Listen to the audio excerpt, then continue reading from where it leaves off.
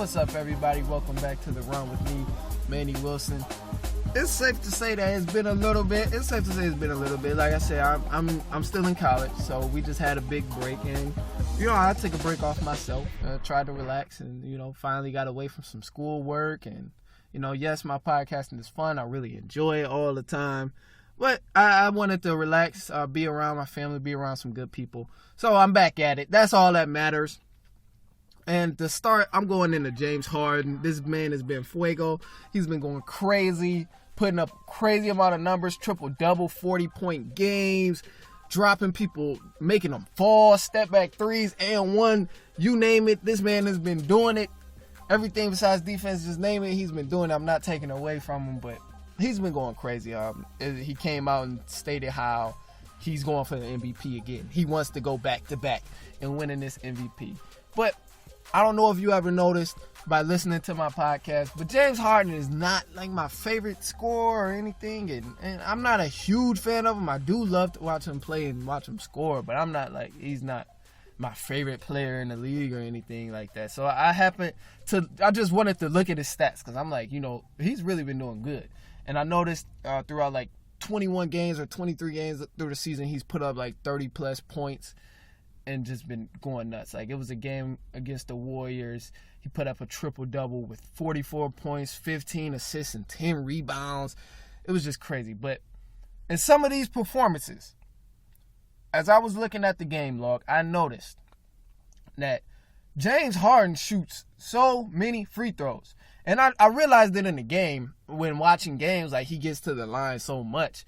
But it's almost ridiculous when actually looking at the numbers. Like, I didn't really believe that it was this much. I knew it was a lot of times he got to the free throw line, but I didn't know this much. It was a game against Memphis in December.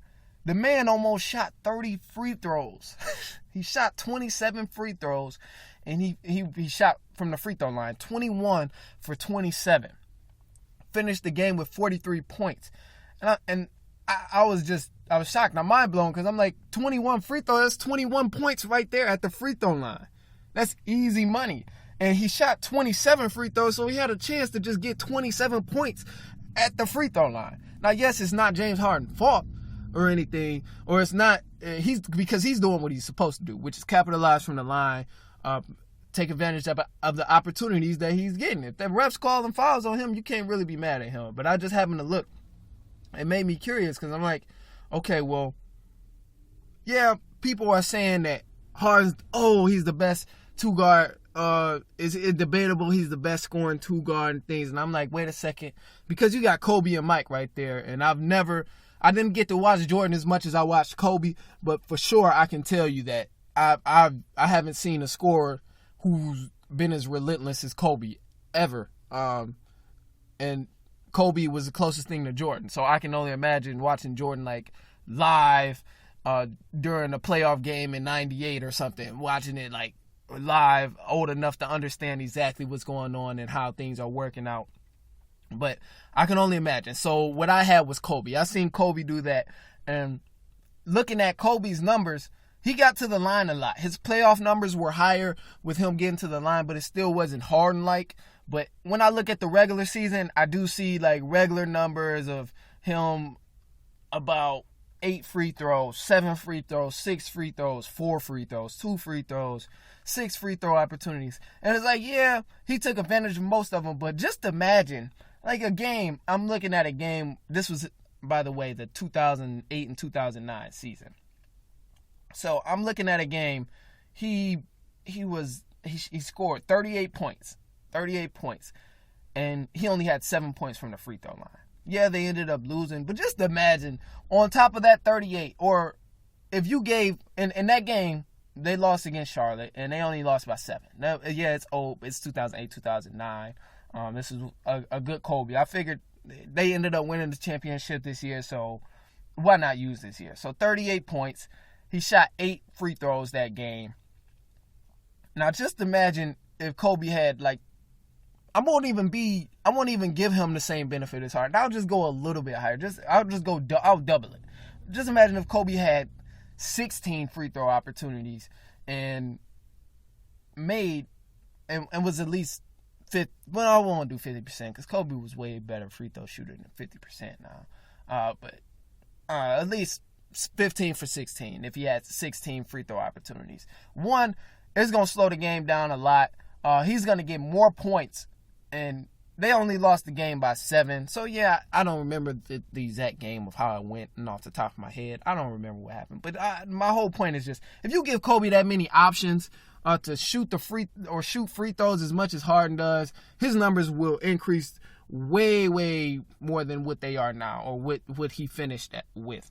And that's really been my only thing with Harden. And I couldn't help to notice, Harden does this thing in the regular season where he goes off. But playoff time, we never know what happens with Harden. And this is another reason why I'm not really a huge fan of Harden. Like I said, the man give buckets. Straight up buckets. Do his thing.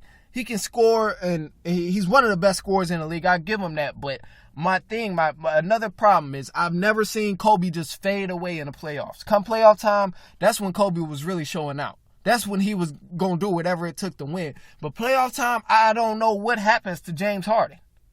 Now, I'm going to look, just because I mentioned that, I'm going to pull up last year's playoff season, and I could even go the year before, but I'll decide that on the fly. Now, last year's playoff in the conference finals against the Warriors, we all know what happened. The man was shooting terrible from the three-point line. 2 for 13 in game, 7 or 6, whatever it went to. 2 for 13, shot bad. I'm going to just read straight from the numbers, so I'm not going to give you any specific games, but I'm going to go in line of how the games went. I'm just read straight from the numbers. 2 for 13 from the three-point line. Next game, 4 for 12. Next game, 0 for 11 from the three-point line. Next game, 3 for 12 at the three-point line. Next game, 2 for 6.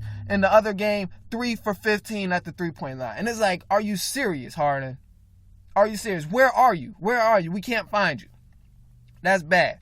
And, okay, I'll go the conference semifinals. That was against Utah last year. I'll even go there. He wasn't shooting the best from the three-point line either, or in general. But he still had, his free throw amounts were a little less, so maybe you could blame it for that. He didn't get a chance to get in his rhythm. I don't know what you want to say the cause was, but when I'm looking at it, I look at the numbers and I see three-point line, 1 for 7, 1 for 7, 2 for 8, 2 for 10, 7 for 12. That's not that bad. 7 for 12 is not that bad. But the 2 for 8s and 1 for 7s is horrible. That's bad, man. And overall, his for the games in that conference semifinals, it was not good.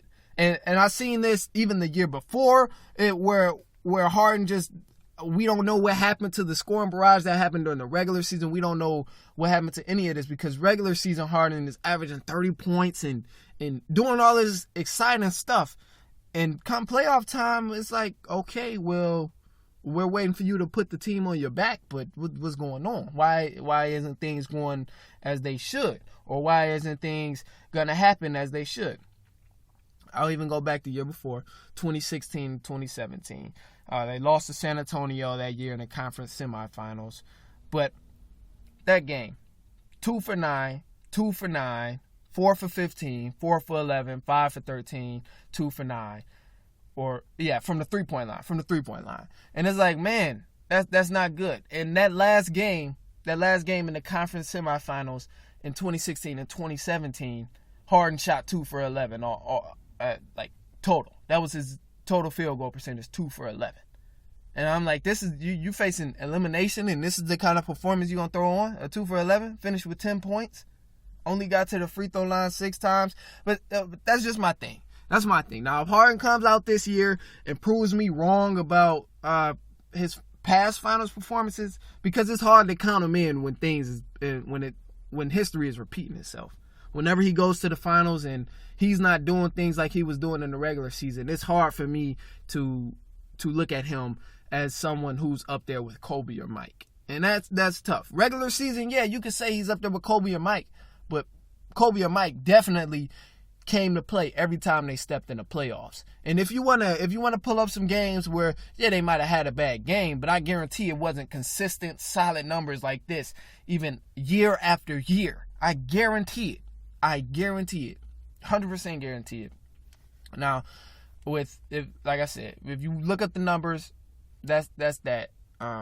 I'm sure Kobe and Mike didn't have consistent years where they were just going to the playoffs over and over, shooting terrible, making bad decisions, things like that. But hey, that's hard not to take away from him. He's been on fire and he's been playing good. But the main thing here is, can he even keep it up? Will Harden be able to play like this come playoff time?